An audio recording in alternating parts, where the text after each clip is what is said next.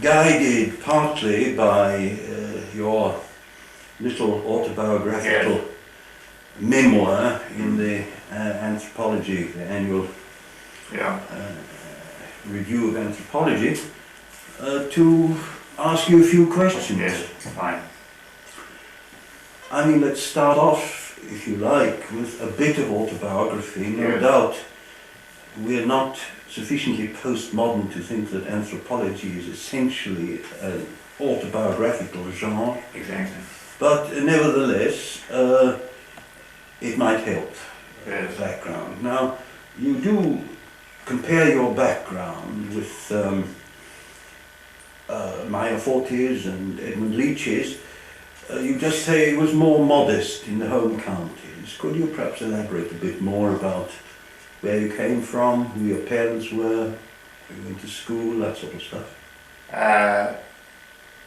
Yes, I went to, my parents were, my father was a Londoner, and my mother was from the borders of Aberdeenshire and Hampshire, but she met my father in London. And they, after the war, after the First World War, they moved out to Welwyn Garden City. So I first of all grew up in Welwyn Garden City and went to primary school there, and then went off later on to, there was no secondary school in Welwyn Garden City at the time, so I went to school at St Albans, travelled there by train every day. And then my parents eventually moved there, because my brother and I were going there, so they moved to St Albans, so we lived there afterwards, but that was where I went to school. And your father, what sort of profession? My father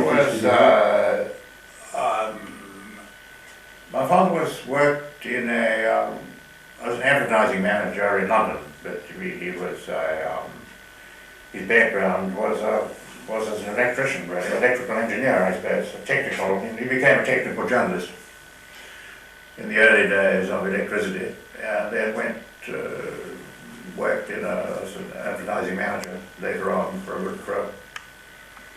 a firm in London, British Johnson Houston. And your mother was just at home, or was she? My mother used to work in the Central Post Office in London. I mean, in the Post Office administration, like savings books and things like that, when she came down from Scotland. So she worked, but she didn't work later on. I mean, she didn't work after she was married. So she was at home, but my father went up to the city from wherever we were. So we lived in Hertfordshire, just on the outskirts of London. Almost into Cambridge. It wasn't very far from where I am now. It was just about halfway between Cambridge and...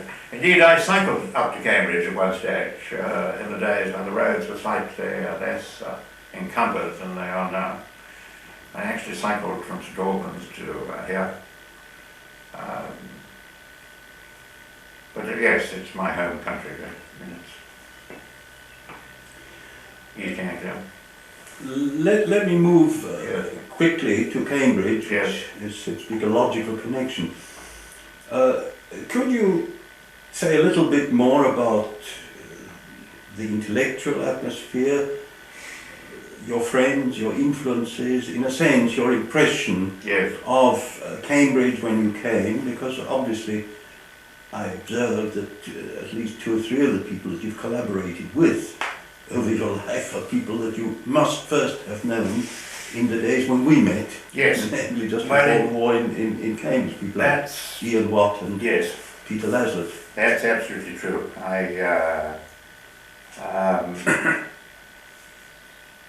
Well, I read English when I came up, and I suppose at school I'd been much influenced by a schoolmaster who had worked with the Leavers School. And a number of my friends, got scholarships at Downing and in that crowd. So partly it was the sort of ferment of the English school at that time, which, as I recall, was organising a lot of its own teaching or in seminars and so on. And so indeed was the Socialist Club. I mean, that was also organising its own seminars. Yes, I remember. You remember. In fact, I remember going to one by Gilbert Phillips and various other people. So there was a lot of sort of alternative activity going on. And I didn't, when I came up to university, I didn't really go to many lectures at all. I mean, there were so many other things to be done at that moment.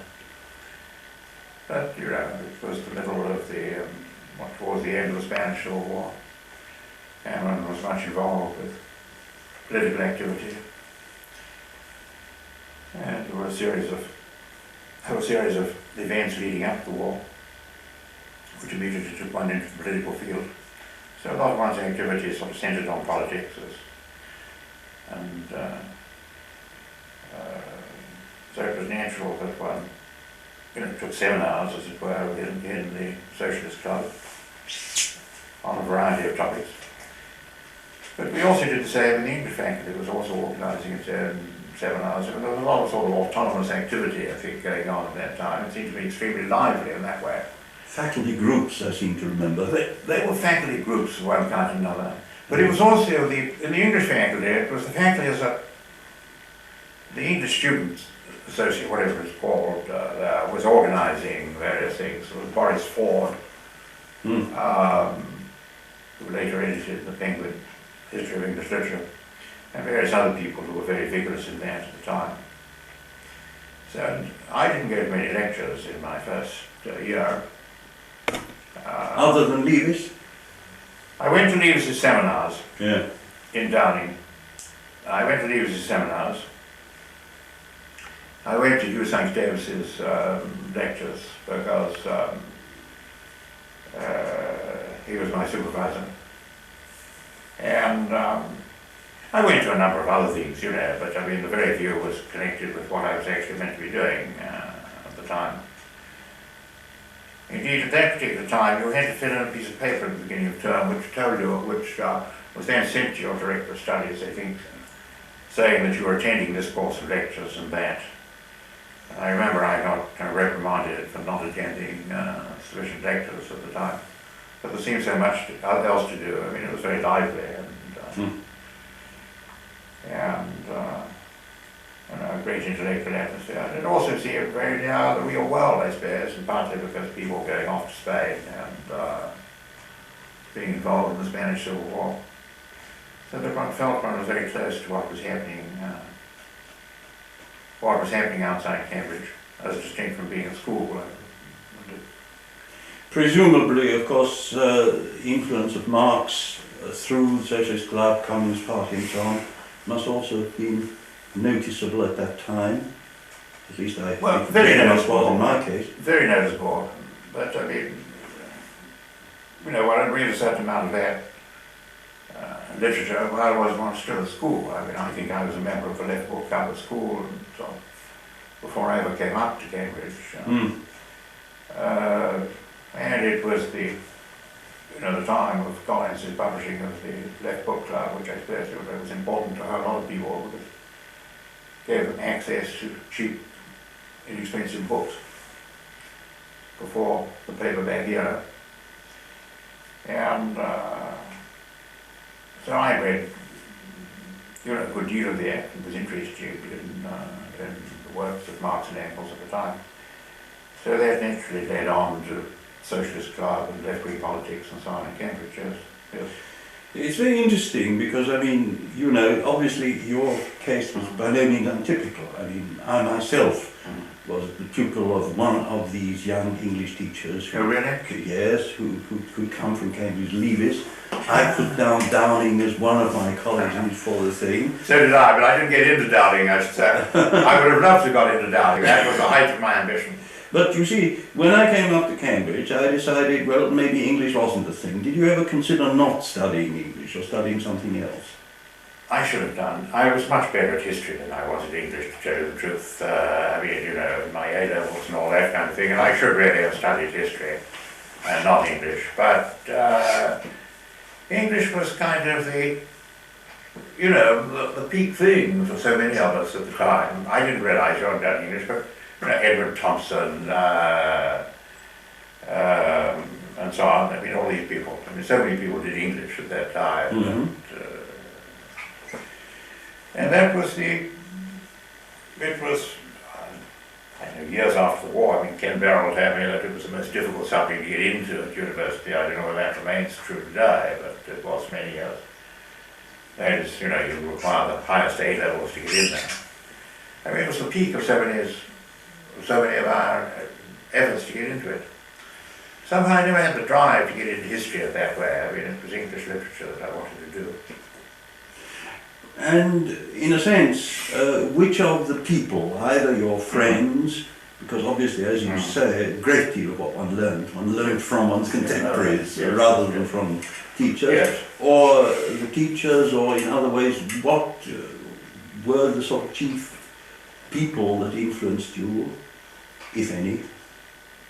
Or whom do you think you influenced? Well, I mean, a lot of people at Cambridge, I mean, the people who were just sort of slightly senior to me. I mean, like Matthew Hodgett, Arnold Kettle, I mean, yourself and others. These, I suppose, were the significant ones. The people who were 2 or 3 years older and beginning to be research students. Ian Watt, with whom I worked later on. These kind of people. The people who were giving the seminars. I mean, people like Boris Ford, and a friend of mine, Raymond Winkler, who was at the same school as I was.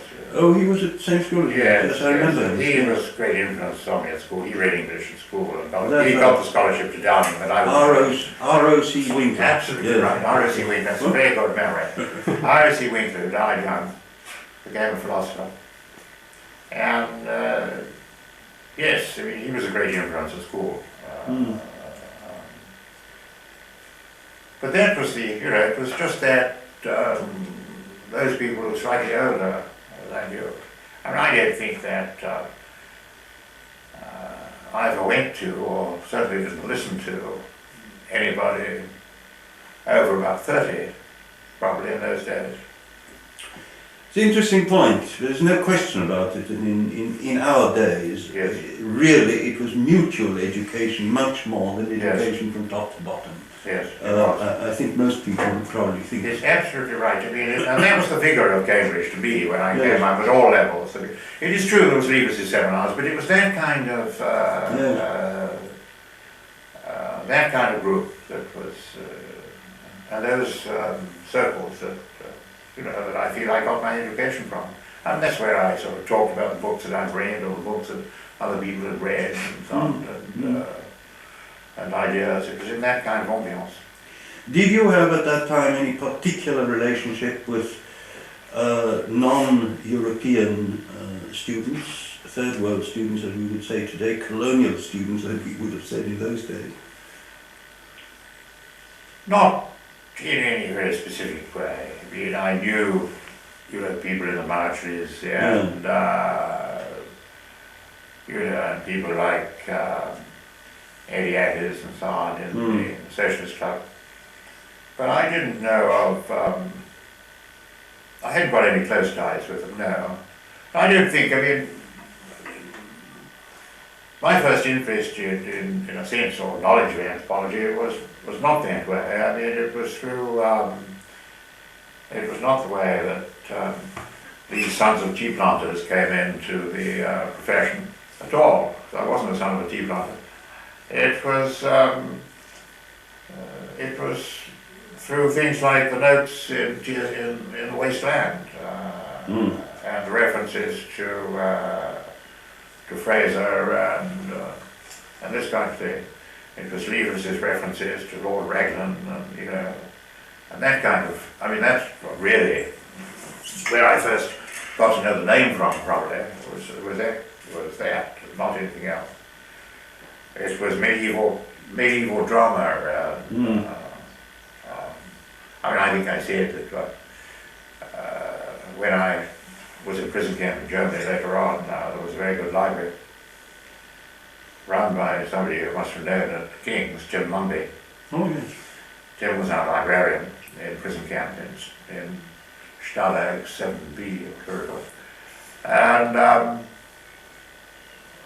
the library there, which I joined it later on, I joined the camp later on, was one which had been accumulated by these people since Dunkirk, so it was really quite an extensive library. And that's where I read Fraser's, at least 2 volumes of Fraser anyhow, at the time, and Chambers's Medieval Stage, which I'd always wanted to read, and so on, that kind of thing. But it was more through that really than particular interest in overseas, than in people overseas. But once again, I mean, there was so much contact at the time, particularly with Indian students. But really my own personal contact with Indian students really came after the war, or during the war and after the war, especially.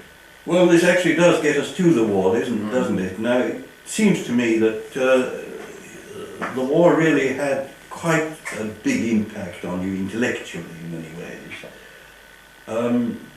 Through your experiences in Italy and your reading and all the rest of it. In a way, what did it teach you? What ideas did you derive from it? What experiences? Can you say a little bit about it? Yes. Well, very briefly, I was going to the Middle East for the first time and spending some time there in Cyprus. And it was walking into, being in Cyprus villages, in Cypriot villages, and seeing them use the Mediterranean plough, and then going into the museum in Cyprus and seeing the same kind of plough they used 4,000 years ago. It was this kind of thing that got me interested about. And that got me interested in reading things which I sort of vaguely started before, like getting more interested in the works of Gordon Child. So it was then, being camped under the pyramids in Cairo, ready to take off for the Western Desert. That kind of thing that got me interested in the ancient Middle East and in the kind of work that Child did, and aspects of archaeology.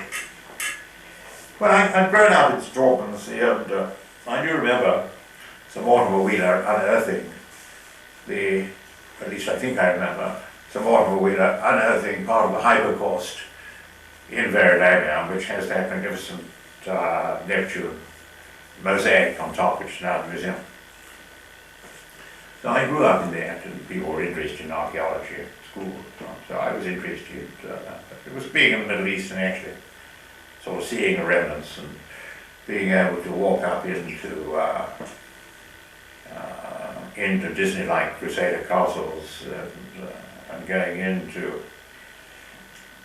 this Gothic cathedral in the middle of Nicosia, which was in fact taken over as a mosque, seeing it sort of transformed into a mosque. I mean, this is what sort of got me interested in the Middle East, I suppose, and the cultures of the Middle East. But more specifically, as far as anthropology was concerned, yes, it was Italy, really, after I'd been captured at Tobruk in 1942, when we were taken to Italy. And there were 2 things there. Firstly,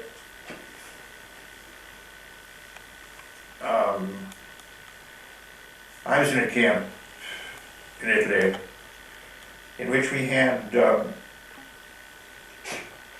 obviously little to do, since as an officer one wasn't expected to plough in the fields. So we arranged a lot of courses of one kind and another, and university courses and others, and I got involved, in teaching modern English literature with a friend of mine called Stuart Hood, who wrote his memoirs of escaping in Italy later on, and eventually directed ITV, I think.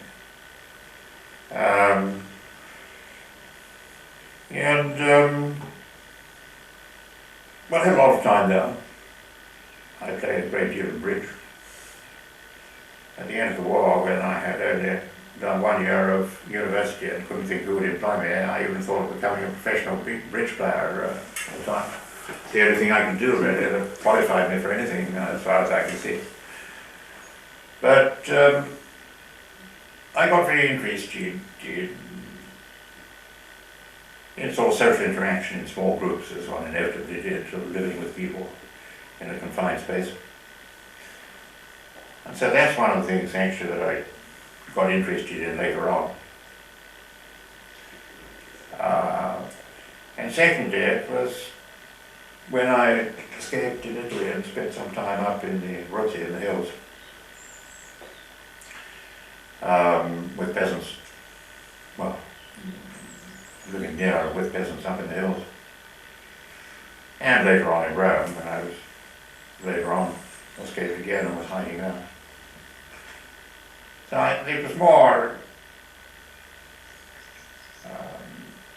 was more Europe and the Middle East that interested me. In fact, that aspect of things more than Africa. I wasn't initially interested sort of in Africa, where I'd spent relatively little time, but it was in Europe. I was interested in peasant agriculture and peasant way of life. Well, that actually leads to the question, why then did you settle down to Africa? Well, the economic base was not far away. I didn't settle down to Africa at all. What I did first of all was I finished, when I came back to Cambridge, I finished off a degree in English very quickly. And then did what I wanted to do, and that was took a year and did a diploma in anthropology. Why? Why anthropology, which was not the most obvious choice at the time? Well, if there'd been sociology, I might well have done sociology.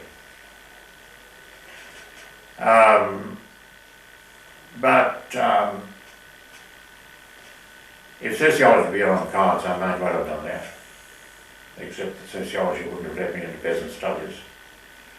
Not that anthropology at the time led me into peasant studies either, because it was Evans Pritchard who was lecturing here at the time, that's very much Africa.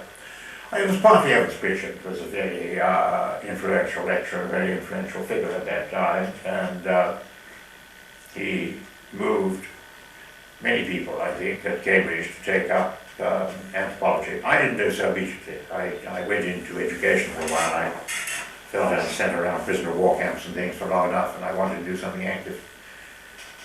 So I was an education officer in Hertfordshire for a while, doing adult education. And then I saw what I would have liked to have done at that time was to go and work and do sociological work, I think. I mean, I was interested in the work of the Tavistock Clinic in London, partly because they had been interested in returning prisoners of war, and the way people adjusted when they came back into the community, and that kind of problem. And I applied for a job at Dottington Hall, where they wanted somebody to do some research. I didn't get the job, quite rightly, because I hadn't got any qualifications.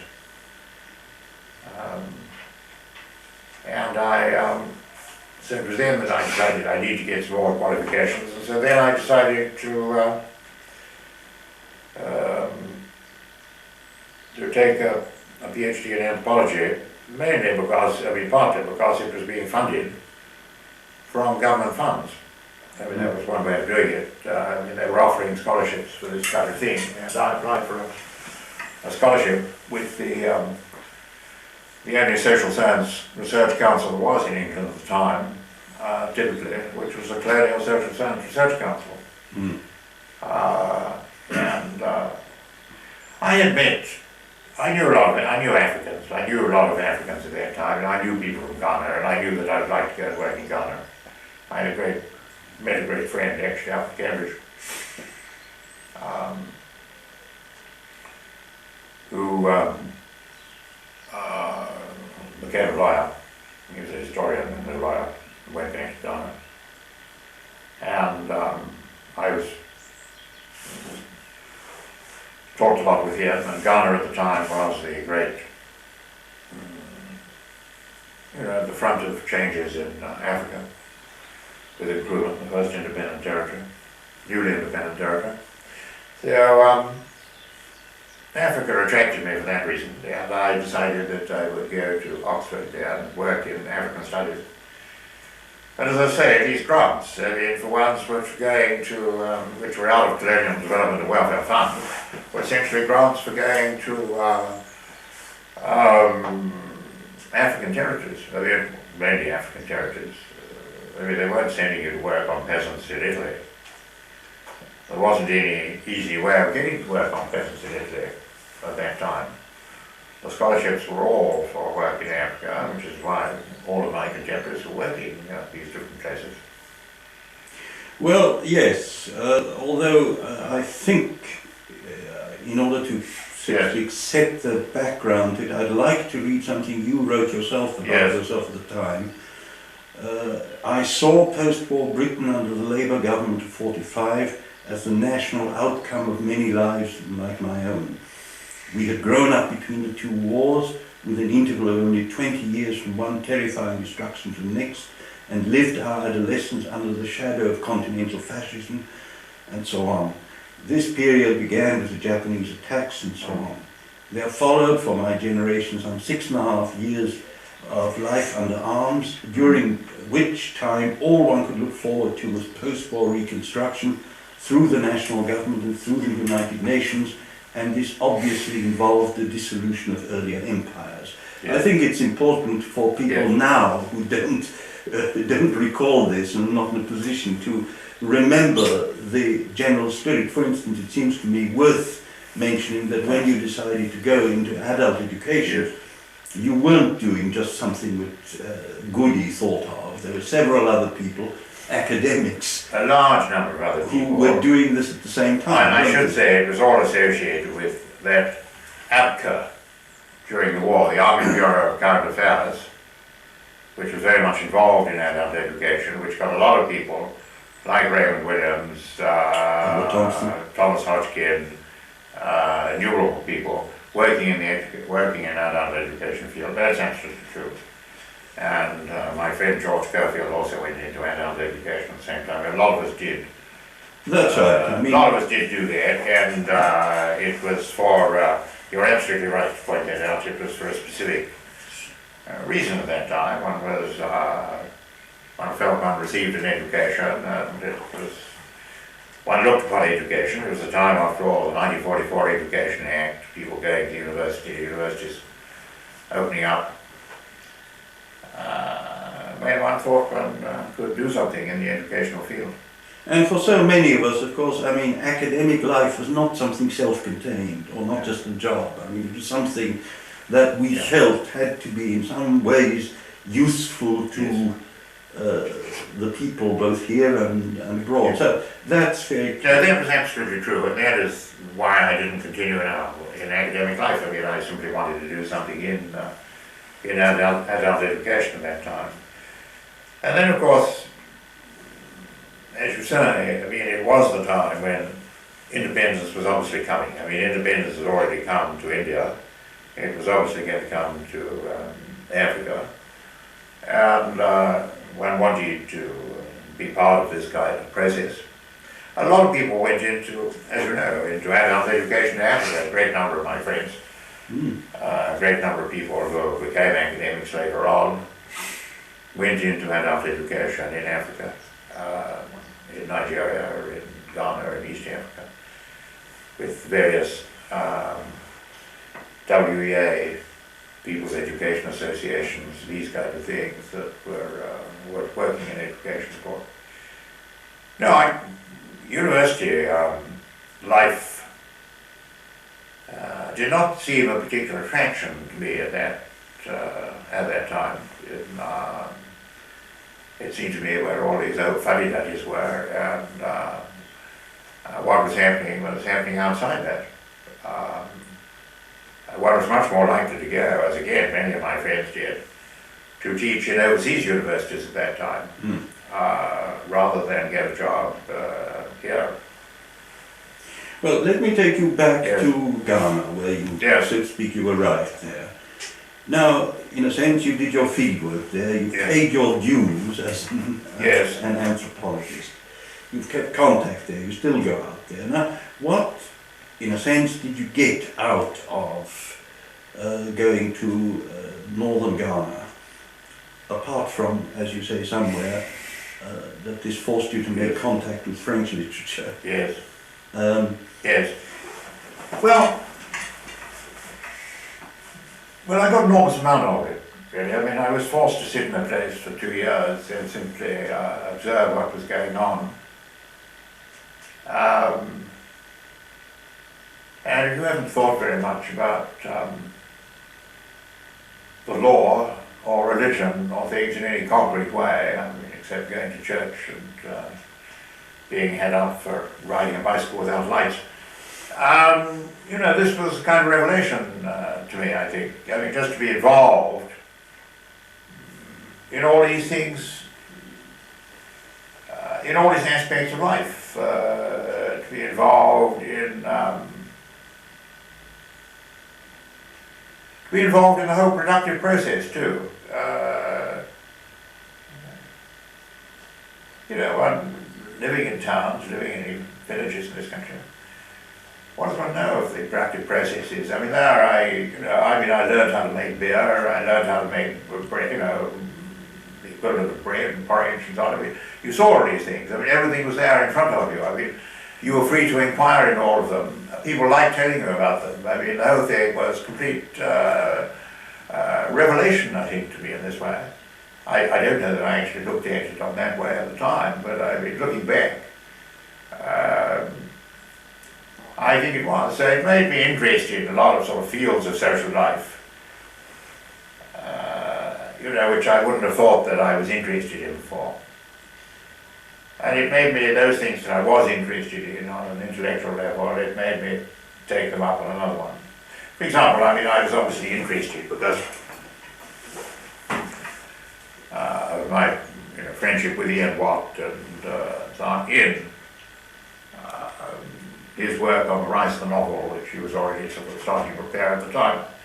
And I was interested in, Queenie Leaves's work on fiction and the reading public and the kind of changes involved with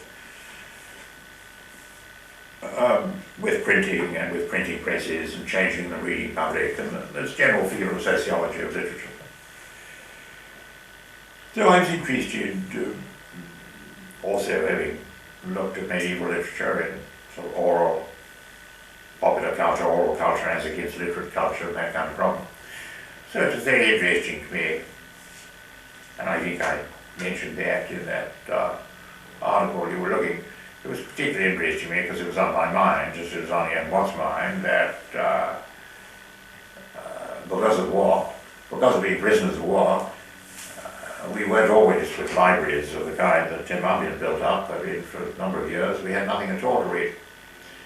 And it was the idea of being in a society, without any reading matter, and what this really meant to people inside it, what they could do and what they couldn't do without the book, and without reading and writing, that got me interested in subjects to do with orality and or oral and written discourse. Then I was, once again, I got interested in the aspects of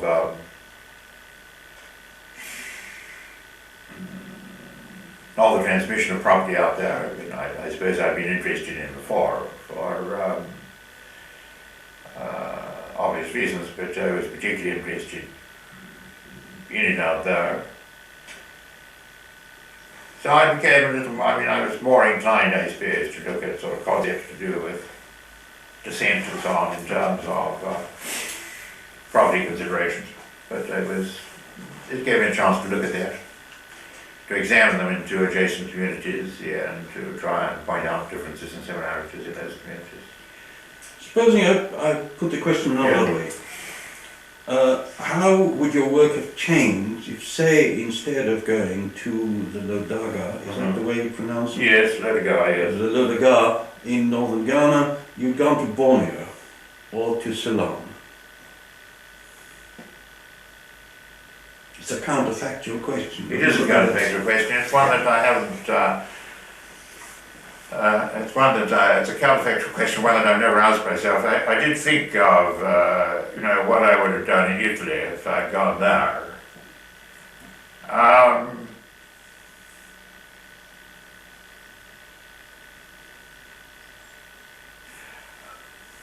I was at that time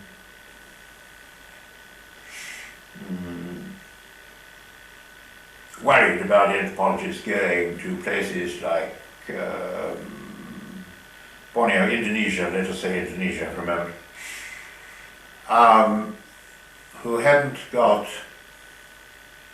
I was worried about people going, because I was very conscious of the difference between oral and literate societies and so on, about people going to societies that had a written literature and who and a written history, and who, to my mind, did not seem to know enough about their history. I was rather pleased to go to Africa in a way, because I could read all the documents. I mean, I could do the historical work and the other on this particular area within the compass of my research. I mean, there wasn't a great deal there. And I was always worried about India and China for various reasons, and just getting involved in a literate society, which I didn't really know enough about it. I mean, since then I've, as you know, lost that fear of talking about societies that I don't know enough about. But at that time, it was important to me to be in Africa, I thought, because I could know everything there was about a certain area. I mean, about its history, its archaeology, its everything. And that was one of the satisfactions of it there. It was, it perhaps comes out more in French anthropological writings than it does in English ones on Africa, where they've been much more linked up with history. They've been people like my friend Terre or Claude Darditz, Claude Lemperot. I mean, these people, whether they're historians or anthropologists, I mean, it's irrelevant really. I mean, you don't know. I mean, they're doing the same kind of work. So I was not very sympathetic, partly because I'd been interested in history, but not very sympathetic to discussions of purely sort of synchronic analysis in anthropology. And I felt I could do that in Africa, whereas I couldn't have done it in Borneo or places where I need to learn a lot of classical Arabic languages. I always felt some of my contemporaries, whom I won't name, who went to work in China or in the Middle East, were always kind of worried because they didn't know the classical languages. And I was already very well speaking to people in the villages and so on, but they were confined to that area, where I was much more interested in, I was interested in that, but particularly when I went on to work in Ganja with Esther Goody, much more interested in the interaction between states and so-called tribal systems in a sort of regional area. And people have done work in that kind. My friend Kathleen Goff did so in India, but it's much more difficult and much more complicated and involved learning the local languages and learning the classical languages, I think. So in a sense, it turned out lucky for you, yes, for the breadth of your interests. Yes. Now, is this, if you like, a retrospective judgment, or did you feel this at the time, that this is a thing which would allow you to take a much broader approach, including a historical approach to the thing? No, I certainly didn't feel that at the time. Yes. What I did feel at the time was that Africa was the most exciting place, not only politically, but also anthropologically. That is to say, the figures in anthropology that held the senior positions in this country, most of them were Africanists. I mean, Evans Preacher, Fortis, and Jack Goody and so on. And these are the people I knew and whose work I admired. Not so much from the historical things, they weren't particularly interested in that, their Max was a little. But, theirs was more professional work, and still is in my mind. It's very highly professional work. and that was, they were working on Africa rather than other places.